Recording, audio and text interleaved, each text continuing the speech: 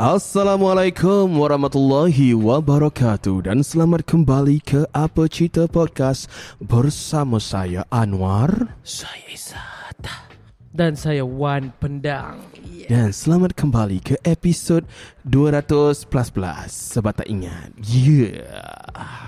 Kepada anda yang sedang mendengar podcast ini di luar sana, sedang memandu kereta, mungkin tengah buat kerja, memasak nasi. Masak nasi. Gugung tu gumpal, Mat. Masak nasi. Masak nasi. Membasuh pinggan, membersihkan jamban, mengajar di kelas. Jam-jam sebegini. Pendek cerita, tengah buat apa pun, kalau dengar podcast ini di YouTube, ketahuilah podcast ini juga boleh didengarkan di Spotify dengan carian APACITER. Kalau anda ingin mendengar podcast ini versi potongan yang pendek, yang menarik, boleh cari di social media kami, sama ada di TikTok ataupun Instagram dengan carian APACITER.PODCAST. Okay. Ada yang sedang memandu traktor di sini. Dia komen. Tapi tak apa. Muiz Hassan. Selamat bekerja, tuan. Tak. Cara membaca ni. Muiz Hassan, saya sedang memandu traktor. Mesej ini ditujukan kepada Muiz Hassan. Kacip je lah. Dia salah lah. Dia tipu. Mesej ini ditujukan kepada Muiz Hassan. Semoga kerja elok-elok saja. Silakan sambung. Ada lagi. Ada pesan daripada seorang yang bernama Laksa Goreng. Laksa Goreng ditujukan khas buat saudara Dr. Izzat Akmal dengan ucapan selamat pengantin baru, tuan. Selamat pengantin baru. Lahanan. Okay, selamat datang kepada anda semua. Kita sekarang ni tengah live di TikTok juga. So kalau anda rasa macam tiba-tiba kami jump into conversation ke apa tu, sebabkan kami tengah melayan kita punya audience dekat TikTok. Okay. So yelah, kadang-kadang tu sambil-sambil tu, kalau korang macam dengar ni dekat TikTok, tengok TikTok lah, tengah-tengah dekat YouTube, ketahuilah kami pun selalunya live dekat TikTok. Boleh follow kami di situ juga. Okay. Yes, betul. So sekarang ini kita nak bercakap pasal apa tu? Tibalah saat yang dinanti-nantikan. Apa tu? Macam tengah mengumumkan keputusan nak menang. Untuk topik kali ni kita nak buat confession lah. Konfesi bilik gelap. Betul. Bukan bilik gelap. Tak gelap. Tak gelap. Dia terang. Lighting tinggi je, lighting mahal ni. Ijat beli. Okay. So kita ada Muiz Hassan subsidi. Tak boleh. Itu sangat-sangat sensitif tu. Subsidi minyak. Subsidi tu selalu sangat-sangat sensitif. So kami tak boleh. Apa pandangan tuan dengan Budi 95? Saya perkara itu adalah satu benda yang kita perlu ambil baik. Tetapi pelaksanaan dia mungkinlah ada juga lopongnya. Tetapi satu benda yang rasanya inisiatif daripada kerajaan yang kita rasa baik, kita perlu sokong. Itulah saya cakap. Itu jawapan politik. Itu jawapan politik. Kalau jawapan ni pala but lah, mana boleh buat benda tu. Tanya aku pula. Apa tanggapan anda? Apa tanggapan anda untuk subsidi Budi 95 yang akan dilangsungkan nanti bulan depan InsyaAllah? Tak, minggu depan. Minggu depan, okey. Setakat yang saya tahu, saya tak tahu. Setakat yang saya tahulah. Saya tak tahu. Apa pandangan tuan? Bukan Budi. Jawapan tadi tu dah bagi kan. Aduh. Kena kreatif. Kena kreatif. Jawapan orang politik lah. Jawapan politik. Apabila kerajaan kita sokong lah. Takut. Memang takut. Okey, tak apa. Teruskan. Okey. Siapa yang nak memulakan? Adakah kita nak baca daripada Google Form? Okey, boleh. Macam kita boleh mention lah dekat TikTok kan. Yang sekarang ni kita juga ada melaksanakan meluncurkan. Jangan macam orang politik jugalah. Meluncurkan. Apa cerita sudah meluncurkan satu Google Form yang boleh diisi oleh orang ramai. Kalau anda semua ingin bercerita, menyampaikan apa-apa kisah, sama ada ia lucu, inspirasi hidup, menyeramkan dan sebagainya, teladan ke apa, boleh kongsikan di Google Form. Ceritakan kepada kami kisah anda dan kami akan bacakan di ruangan podcast ini. Dan benda tu jangan risau, korang boleh open saja anonymously lah. Ya, betul. Korang nak cerita benda yang explicit semua tu explicit lah, explicit Macam ice breaking benda, benda yang gore, benda yang bloody pun boleh, tak ada masalah. Kami akan buka cerita je lah. Sabar jap. Aku tengah mendapatkan akses kepada kita punya Google Form. Buka je. Ada sesiapa yang tengah cakap lagi tak? Ada Saya juga. Dia cerita tentang subsidi tadi. Naya, IC tak boleh scan. Naya. Esok kena pergi JPM buat IC baru. Mampu lah. Bagus tuan atas usaha anda. Betul. Kita bila kerajaan dah bagi, depa dah bagi, kita ambil. Jangan duk saja. Kita ambil. Sebab memang dia kata depa nak bagi, depa nak bagi itu, depa bagi itu, kita ambil, kita balas. Undi masing-masing lah. Undi hak masing-masing lah. Undi hak masing-masing. Dia bagi, kita ambil. Tapi undi hak masing-masing. Tapi kalau hampa nampak benda tu baik, teruskanlah, support sajalah. Lepas tu dia orang cakap ni pasal lasak goreng. Dia cakap pasal kampung baru. Kampung baru semua ni kami tak boleh pegang lah. Tak boleh, Syekh. Minta benda-benda tu benda-benda macam tu di luar bidang kuasa dia terlalu berat dan kami pun tak reti. Dan kampung baru tu pun tak tahulah benda-benda macam tu. Yang aku tahu kampung baru ni kan, rumah yang cerita adangan sempit lah, yang kalau biru tu. Itu lah aku tahu. Tahu rumah tu. Itu je aku tahu. Aku ingat nak buat yang aku tahu kampung baru ni. Aku tak tahu. Tapi itu yang aku tahu pasal kampung baru. Lain aku tak tahu. Lagi tu kampung baru kan dia dekat dengan area apa dia? KL tu kan. Nasi lemak Wanjo lah. Nasi lemak Wanjo buat apa? Kita ada nasi paipon. Nasi paipon dah. Tak ku hiraukan. Itu ada lagu tu dia main Ada. Paipon. Apa? Tapi memang selalu. Tapi kan aku tak tahu kenapa, bila aku makan nasi Wanjo ni aku cakap betul ni, dekat kampung baru tu kan, bini aku saksi hidup lah. Bini aku, kami dah 2 kali makan dekat nasi Wanjo tu kan. Setiap kali aku makan kan, 20 minit lepas tu aku akan sakit perut yang kau punya. Tak sedap ke sebab sambal? Sedap, tetapi sambal problem. Tak, dia sedap, memang sedap, memang sangat sedap. Tetapi dia punya perut aku ni dia akan respon untuk mengeluarkan selepas 20 minit. Dan aku pernah bergaduh dengan orang masjid sebab aku tak tahu mana tandai.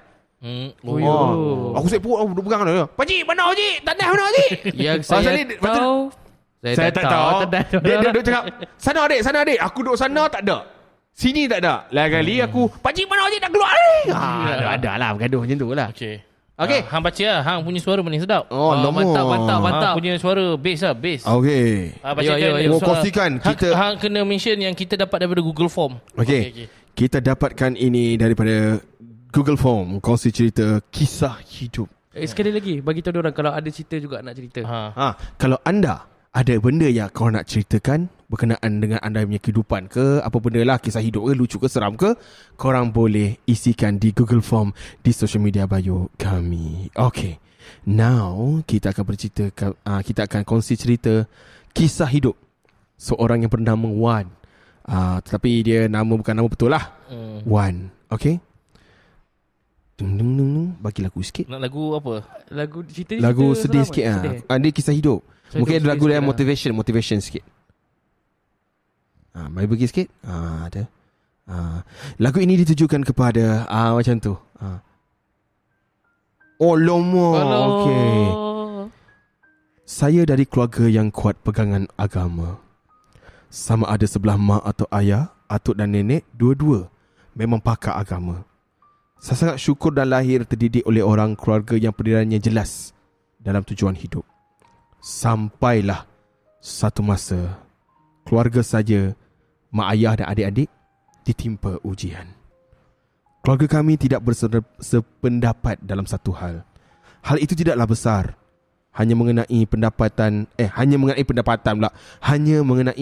arwah atuk saya yang mencadangkan supaya rumah atuk akan diwakafkan untuk menjadi sebuah pusat pengajian bagi orang-orang tua belajar tajwid Al-Quran. Dan ayah saya yang mengendali pusat pengajian itu. Sebenarnya sudah ada beberapa pihak dari kalangan bapa saudara yang tidak setuju tapi tidak dibesarkan. Sehinggalah suatu masa arwah atuk saya meninggal. Kurang dari 3 hari, hampir semua bapa saudara dan ibu saudara saya membantah kuat hasrat untuk menjadikan rumah arwah atuk dibuka pusat pengajian. Mereka menggunakan kuasa lawyer, pengaruh mereka, sebab dia orang ni kaya. Bapa saudara dengan ayah saudara ni semuanya orang kaya lah. Dan juga melontarkan kata fitnah bahawa ayah saya tamak harta dan sebenarnya telah merancang dengan ayah secara senyap tanpa berbincang terlebih dahulu dengan mereka. Kiranya atuk dengan ayah ni dia fitnah lah, macam dah rancang. Jangan atuk. Dia fitnah ayah dengan atuk dia. Hanya sebahagian kecil daripada ibu dan ayah saudara yang bersifat tidak memihak kepada siapa-siapa. Kesannya sepupu sepapat tidak lagi menegur siapa. Setiap kali raya akan pulang kampung kelewat sehari dari raya pertama. Tidak lagi senyuman manis disambut kepada kami. Kalau boleh memang tak nak balik beraya, tapi ini demi nenek yang masih hidup dan semestinya menanti kami pulang. Nenek juga tidak mampu berkata apa-apa, tapi dia faham sebab nenek dia sayang dan kalau boleh nenek dia nak move on daripada benda ni. So ayah dia pula bersifat sangat terbuka. Ayah dia kalau katakan kalau itulah hasrat adik-beradik dia untuk lepaskan rumah tu, ikutlah. Sayu hati dia. Rumah yang sepatutnya diwakafkan untuk menjadi pusat orang-orang tua belajar tajuk Al-Quran, tapi tak kesampaian dan dibiarkan begitu saja. Sehingga hari ini tak ada siapa segan, dia orang tersegan untuk bertegur sapa dengan mereka.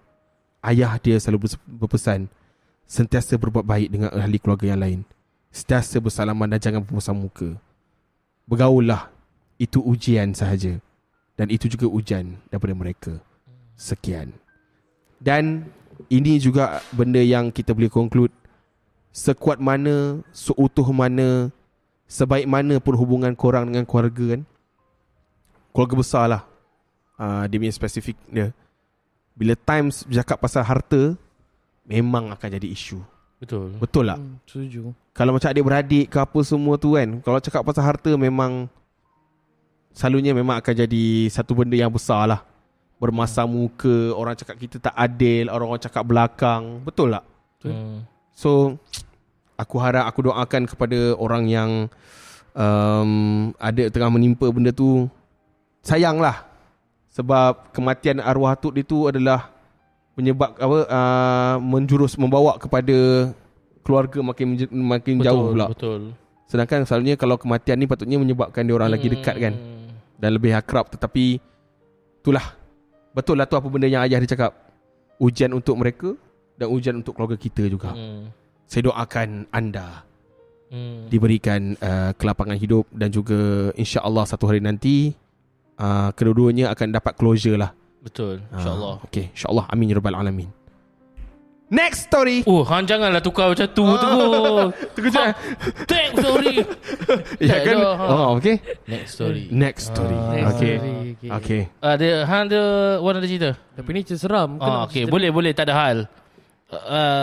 Kita boleh je, jangan risau. Ada orang tanya ni, Haikal tak join ke? Haikal tak join ke? Haikal dia ada kerja. Dia ada kerja. Yes. Plus kita pernah mention benda ni dekat episod sebelum ni. Haikal dah tak bersama dengan apa cerita lagi. Yes. Tapi insya-Allah kalau satu hari nanti kita akan panggil dia. Mana tahu? Betul. Untuk sebagai guest. No problem. Okay. Bagus nasi wanjo buat lawas lepas ni, kalau sembelit saya boleh pergi beli. Bagus. Lasa goreng, you can do it. Pergi sahaja. 2 kali saya pergi, memang itu dia punya penghabisan dia, 20 minit. Habis RM15 dalam masa 20 minit itu je. Dia keluar balik. Tak tahu kenapa. Okay. Alright. Boleh mention kau punya story tu daripada mana nanti? Okay, baik-baik. Okay, 3, 2, go. Okay, cerita ini aku dapatkan daripada UKM Confession. Ini dikongsikan oleh seorang warga UKM. Saya tidak tahulah dia student semasa ke ataupun dah tak ada. Tapi dia mulakan cerita ini dengan tajuk Penakut Jangan Baca, PJB. Cerita dia bunyi macam ni. Benda ni jadi time aku form 3, which is at that time aku duduk asrama. First of all, Aku kasih dulu layout dom aku. Dom aku ada 8 katil double decker.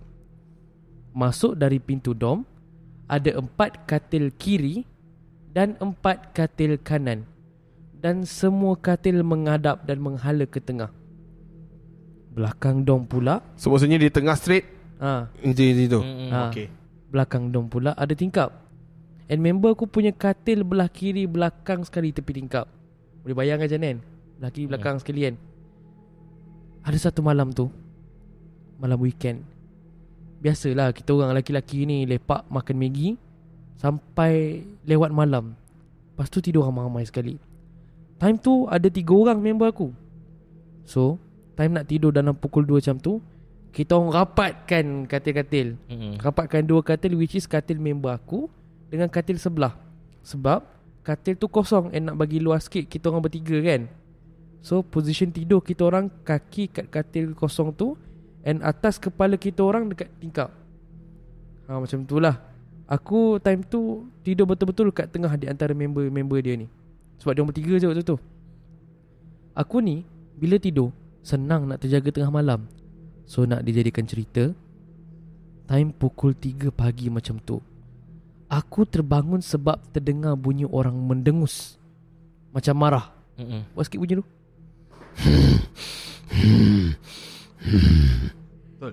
And time buka mata, aku ternampak ada orang tengah kiam. Kiam ni maksudnya position berdiri time solat kat tengah-tengah dom. Tapi aku tak nampak kepala orang tu sebab terhalang dengan katil atas. Dan jarak benda tu dengan aku dekat, like benda tu macam dekat tengah dom tapi rapat ke katil aku. Dan benda tu tinggi dia macam 2 meter. Mula-mula tertik lah dalam hati kan, rajin gila bangun semayang malam-malam. Anak siapa ni? Lepas tu tak ada fikir apa-apa, aku pun nak sambung tidur lah. Lepas tu tiba-tiba otak aku macam snap. Kiblat dia terbalik siap. Kiblat dia terbalik. And right at the moment aku tersedar yang kiblat dia memang terbalik. Tiba-tiba benda tu slowly macam tersekat-sekat tundukkan kepala dia dan pandang aku. Time ni benda tu dah tak dalam position kiam. Tangan dia diangkat ke atas sambil pandang aku. And guess what? Dengan muka dia yang menggerutu dan hitam tu, dia senyum kat aku. Aku literally kaku. Kau bayangkan benda tu senyum kat kau, dan senyum dia lebar gila sampai telinga dengan mata dia terbeliak. Sumpah, aku rasa jantung aku dah stop time tu. Memang kaku. Bila dah bertentang mata, benda tu merangkak ke belakang dom dan keluar tembus daripada dinding. Lepas tu bila benda tu dah hilang, dengan gelabahnya aku time tu keluar lari daripada dom. Aku pun tak tahu kenapa time tu aku decide nak keluar lari dom.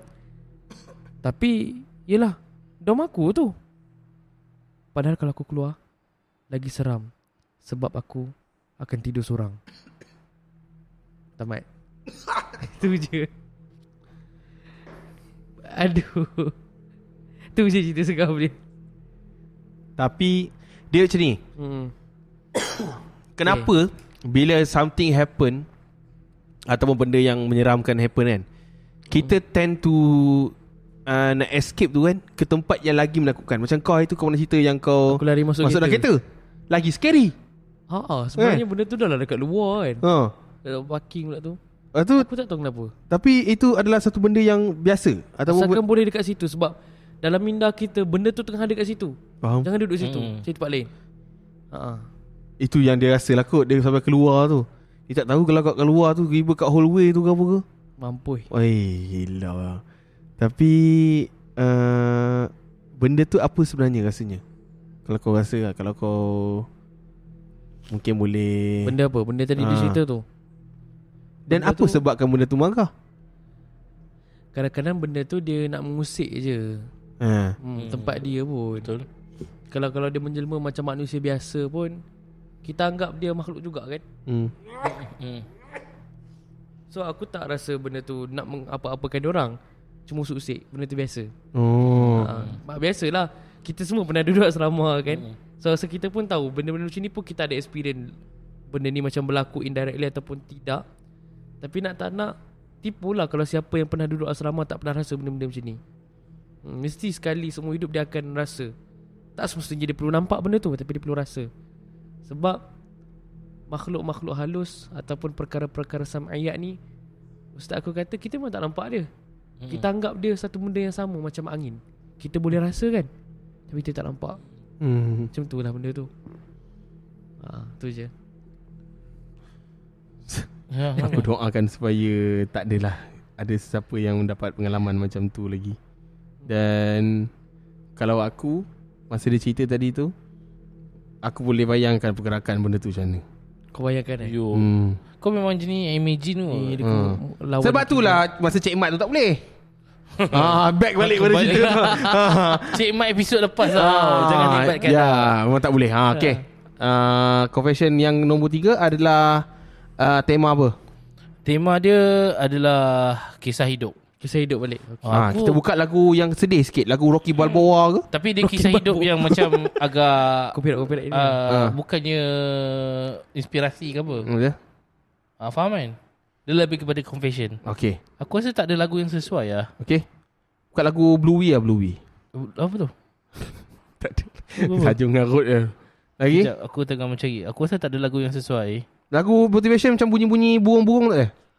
Apa lagu burung pula? Lagu burung-burung. Ya. Apa tu? Lagu tu. Ini macam cerita ni. Tak ada. Tak apalah. Boleh lah. Okay, on. Okay. Cerita ini daripada IIUM Confession. Okay. Daripada seorang lelaki yang namanya Adam, bukan nama sebenar. Assalamualaikum semua. Saya merupakan seorang lelaki dewasa berumur 25 tahun yang bekerja sepenuh masa di sebuah syarikat korporat terkenal yang berpangkalan di Kuala Lumpur. Saya berkhidmat dalam unit pengurusan dan analisis data serta menjalankan tugasan berkaitan dalam tempoh yang membawa kepada insiden-insiden yang akan saya nyatakan di bawah audio. Saya telah menunjukkan prestasi kerja yang memuaskan serta komitmen penuh sejak hari pertama. Perkara ini menarik perhatian salah seorang pegawai kanan wanita, iaitu Sabrina, bukan nama sebenar, ketua jabatan syarikat tersebut yang berusia dalam lingkungan pertengahan 30-an. Sabrina mempunyai personaliti dominan, berkarisma dan dihormati oleh seluruh organisasi. Beliau mula menunjukkan minat terhadap saya dengan cara pada awalnya tampak profesional. Namun, kemudian beralih kepada pendekatan peribadi dan menggoda. Saya diarahkan untuk menghadiri satu sesi makan malam di sebuah restoran eksklusif oleh Sabrina. Yang ketika itu memberi gambaran bahawa kami akan membincangkan soal kerjaya dan peluang masa hadapan. Namun semasa makan malam tersebut, saya menerima isyarat bahawa peluang itu adalah bersyarat. Dan saya disoal sama ada saya bersedia menerima peluang besar jika ditawarkan. Selepas pertemuan itu, hubungan kami mula berubah secara mendadak. Dalam tempoh yang singkat, saya dinaikkan pangkat ke jawatan penganalisis data kanan, menerima tanggungjawab lebih besar dan akses kepada mesyuarat dalaman tertentu. Selepas itu, saya mula diberi peluang terlibat dalam projek penting dan menghadiri beberapa lawatan kerja ke luar negara yang ditaja sepenuhnya oleh syarikat sebagai sebahagian daripada pengembangan profesional. Dalam lawatan-lawatan kerja tersebut, saya diberikan kemudahan mewah seperti tiket penerbangan kelas pertama, penginapan di hotel 5 bintang dan makan malam yang selalu berakhir lewat malam. Secara perlahan, interaksi kami mula melangkaui batas profesional. Sentuhan ringan dan perbualan peribadi mula berlaku, sehingga hubungan intim secara perlahan menjadi sebahagian daripada rutin kami. Masa saya banyak dihabiskan bersama Sabrina. Kadang-kadang di luar waktu pejabat atau dalam ruang yang sepatutnya profesional. Dalam interaksi kami, beliau sering meluahkan rasa kecewa terhadap hubungan perkahwinannya. Dah kahwin. Okey. Menyatakan beliau kerap rasa diabaikan dan tidak mendapat perhatian. serta kepuasan seksual daripada suaminya yang sering sibuk dengan urusan perniagaan antarabangsa. Beliau menyatakan bahawa bersama saya, beliau merasakan dipenuhi keinginan dan perhatian yang tidak pernah diberikan oleh suaminya. Saya mula menyedari bahawa saya telah menjadi alat pemuasan emosi dan seksual dalam hubungan ini. Hubungan itu tidak lagi sepenuhnya bersifat sukarela, tetapi saya terperangkap antara tekanan kuasa, kebergantungan kewangan dan ketakutan akan kehilangan peluang hidup yang beliau tawarkan. Setiap perhatian daripadanya terasa seperti belenggu yang menjerat saya dan perlahan-lahan saya mulai dihimpit rasa bersalah yang mendalam, seolah-olah menelan diri saya. Macam 9. Saya juga dikawal secara emosi dan sosial, termasuk dalam rapat dengan mana-mana staf wanita. Tak boleh cakap lama. Pernah saya ditegur sebab berdiri terlalu dekat dengan seorang staf wanita, sampai dia berulang kali cakap yang dia ni Sabrina punya. Dalam satu kejadian di kondominium miliknya di boleh cakap ke ni? Saya hampir ditangkap oleh suaminya sendiri. Saya diarahkan bersembunyi di bilik tetamu sampailah suami dia apabila suaminya naik ke unit secara mengejut pada malam tersebut. Dengarlah, dia sampai tahap tu dia mendengar dua orang ni bertengkar dekat ruang tamu dan dia boleh rasa macam dia punya kehidupan ni musnah dalam satu malam. Dalam satu lagi insiden, dia mengamuk secara agresif setelah tahu bahawa pencerita ni dah ada teman wanita, girlfriend kat luar. Yes. Dia serbu masuk pejabat, campak phone dan ugut untuk malukan cara terbuka kalau tak break up dengan girlfriend dia. Benda tu menyebabkan hubungan jadi lagi tegang dan konflik berlaku jauh lebih serius. Dia mula kena depression, lepas tu kegelisahan berterusan sampailah dia menyedari bahawa kedudukan saya dalam syarikat serta layanan istimewa yang saya terima bukannya pasal dia punya usaha, tetapi disebabkan Sabrina tu, dia ada affair dengan Sabrina. Betul. Tu. Sampai sekarang dia rasa macam benda yang pencapaian ataupun benda yang dia rasa sekarang ni bukannya pasal kehidupan, pasal diri dia lah, tetapi disebabkan orang lain. Itulah yang dia ni. Adam. Tetapi kan, sebenarnya kan, bila benda-benda macam ni terjadi kan, nak salahkan siapa? Sebenarnya kan, aku rasa semua salah. Semua ada kesalahan. Semua kesalahan lah. Sabrina memulakan dan Adam ini melayan dan melanjutkan perhubungan tu. Dan tapi kalau kita bertanya lah, macam daripada sisi orang lain, dia orang cakap, kenapa engkau bagi green light untuk dia try kau? Mesti orang cakap itu. Yelah, tapi at the first place pun Sabrina tu salah juga. Sebab dia tahu dia punya posisi dia sebagai seorang isteri kan. Okey, betul lah tu. So semua bersalah dalam hal ini. Tapi dia tak cerita, yang Adam ni tak cakap yang sama ada sekarang dia dah berhenti ataupun belum. Tapi kalau akulah, gerak lah bro. Benda tu bila jadi toxic, dia akan benda yang toxic ni dia makan sikit demi sikit. So kalau dia dah start makan sampai ke tulang, dia dah payah lah nak back up. Last sekali, hujung sekali, kau kahwin dengan dia, lepas tu lagi lah hidup kau musnah. So better kau keluar je daripada benda tu. So Adam, kalau lah cerita tu baru lagi terjadi kat kau belah je lah daripada benda tu. Banyak lagi member dia kahwin belum? Tak tahu, dalam cerita tu tak belum lagi. So kau gerak lah bro, gerak lah. Makan nasi lemak wanjo, lepas 20 minit kau akan berubah. Hang conclude dengan macam tu je Okay. Free marketing. Ada lagi tak? Tak ada dah. So kita buat satu cerita seorang ya. Okay. Betul. Ada apa ni? Di TikTok kita ada 13 orang yang sedang mendengar. Hai. Tengok siapa dalam tu? Siapa lagi? Muiz Hassan, pendengar setia kita. Muiz Hassan, Sis Nelly, siapa ni? Sis Nelly wife aku. Oh ya. Kai Sosia, bila nak cerita filem Sky High dulu? Bila nak cerita filem macam yang Sky High dulu tu? Aku rasa ni kan kita pasal apa? Sky High ni cerita superhero tu, superhero muda-muda tu. Yang tahu tak tu guilty pleasure Apa tu? Waktu kita sembang pasal guilty pleasure movie. Betul. Sky High dia cerita pasal yang superhero yang ada kuasa semua tu kan. Boleh lah. Itu zaman-zaman sekolah rendah boleh tengok. Tapi sampai sekarang best lagi kalau layan.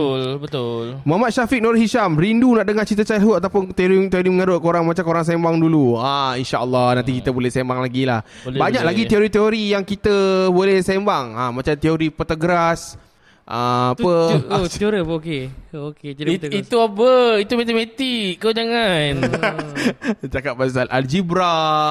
Kita punya mungkin kita akan cakap pasal fizik sikit. Tapi kau akan jadi mengarut lah kat aku. Kacip.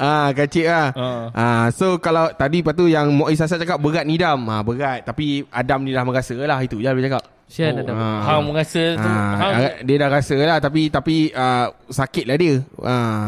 So back out lah Adam daripada kau merana. Okay. Sis Nelly bini kau. Okay, siapa lagi ada nak ni? Kita nak ucapkan terima kasih kepada anda yang dah masuk dalam live kita pada hari ini. Tukar suara. Kami ingin mengucapkan terima kasih kepada anda yang telah menemani kami pada malam ini, pada malam hari Khamis, malam Jumaat. Terkejut aku. Terkejut Okay. Aku tiba-tiba ada benda menyentuh. Lah. Terima kasih kerana bersama dengan kami pada malam ini dan jumpa anda di episod yang seterusnya. Cakap bye-bye Umar. Bye-bye. Say bye-bye. Say bye-bye. Say bye-bye. Apa duk cium benda ni? Apalah Umar. Bye-bye guys. Terima kasih. We'll see you guys in the next episode. Bye-bye. Assalamualaikum daripada kami DJ Love. Bye-bye. Ciao. Jumpa lagi. Ya.